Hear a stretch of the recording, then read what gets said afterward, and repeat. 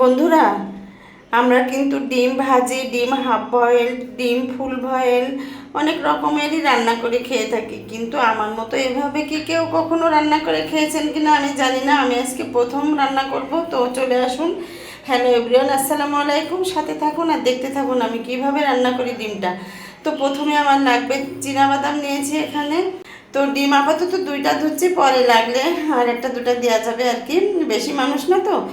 তো আমি ডিম দুটা ভালো করে ধুয়ে নিয়েছি। তারপরে একটা তাওয়ায় কিছুটা সরিষার তেল দিয়েছি, আর হচ্ছে এখানে গোটা জিরে দিয়েছি, আর এখানে দুইটা রসুনের কোয়া উঠাই নিয়েছি, স্কিনটা ফালাই দিয়ে আমি গোটা রসুনটা দিয়ে দিয়েছি আর কি। দিয়ে আমি একটু ভেজে নেব, আর কাঁচামরিচ দিয়ে দেবো বেশ কয়েকটা, আর দিয়ে দিয়েছি বড় বড় করে মোটা মোটা করে পেঁয়াজ কেটে, শুকনো মরিচ দিয়ে দিয়েছি তিনটা। তো দিয়ে এবার ভালোভাবে একটু ভেজে নেব আর কি। তো একটু নরম হয়ে আসলে আমি পেঁয়াজ রসুন আর মরিচের ভিতরে সেই যে বাদামটা ভালো করে একটা কিচেন টিস্যু দিয়ে আমি ভালোভাবে মুছে নিয়েছি। তো এভাবে ভালো করে আমি একটু ভেজে নেব। তো এই তো আমার ভাজাভাজি শেষ।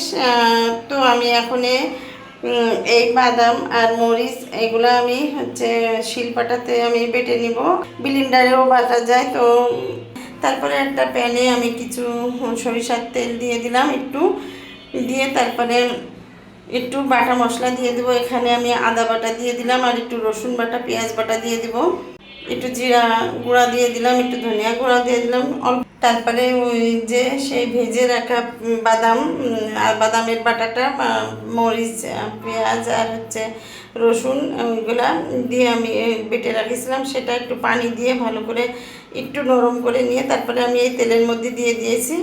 দিয়ে একটু ভালোভাবে কষাই নেব। তারপরে একটু হলুদ দিয়ে দিলাম, ভালোভাবে নাড়াচাড়া করে তারপরে আবারও ভালোভাবে একটু নাড়াচাড়া করলাম তেল ওঠা পর্যন্ত। তো আমি আর একটু লবণ দিয়ে দিলাম, লবণ একটু কম করে দিয়েছিলাম। আর আমি ওই যে বাটিতে বেটে রাখিছিলাম সেটা আবার ধুয়ে আর একটু পানি দিয়ে দিব। এবার আমি ডিম দিয়ে দিব। তো একটা ডিম দিয়ে দিয়েছি আমি, তারপরে আর একটা ডিম ভেঙে তারপরে দিয়ে দেবো। এভাবে আমি তিনটা ডিম দিয়ে দেব। এখন কিন্তু আমরা তিনজনে খাবো, এই জন্য তিনটা ডিম দিচ্ছি। ডিমের উপরে একটু কালো গোলমরিচের গুঁড়া আর একটু শাহি মশলা অল্প করে দুইটা একসাথে মিক্সড করে তারপরে আমি কুসুমের পরে একটু দিয়ে দিলাম। আর কি দারুণ যে সুঘ্রাণ বেরোচ্ছে, তো কি বলবো, ময়ময় হয়ে যাচ্ছে বাসাটা একদম ঘিরানে। আমি তো পাগল হয়ে যাচ্ছে একদম, এত সুন্দর ঘিরাণ বেরোচ্ছে। হালকা জালে একটু জাল দিয়ে নিব।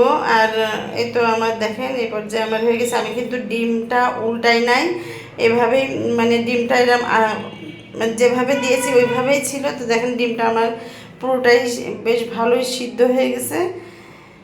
তো আমি একটু মশলাটা আমি উপর থেকে খুন্তি দিয়ে নেড়ে দেখালাম যে সরাই, দেখেন ডিমটা উপরে কি সুন্দর হয়ে গেছে।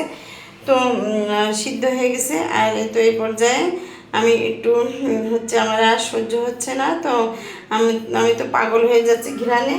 তো আমি প্লেটে ভাত নিয়ে আমি এক্ষুনি খেয়ে নেব, আপনাদের সাথে বলবো। আসলে না বলে তো আমি পারতেছি না। তো আমি একটু লেবুর রস চিপে নিয়েছি, নিয়ে আমি একটু মাখায় নিয়ে আমি একটু খেয়ে দেখবো। আসলে এত সুন্দর ঘ্রাণ বেরোচ্ছে কী বলবো আর। ওয়াও, কি দারুণ লাগছে। তো আসলে হেভি সুন্দর হয়েছে। আপনারা একবার বানাই খেয়ে আমাকে একটু বলবেন যে কেমন লাগছে। তো আমার এই ভিডিও যদি ভালো লেগে থাকে আপনার বন্ধুদের মাঝে একটু লাইক কমেন্ট আর শেয়ার করে দিবেন, আর আমার সাথে থাকবেন নতুন নতুন ভিডিও পেতে হলে। আল্লাহ হাফেজ।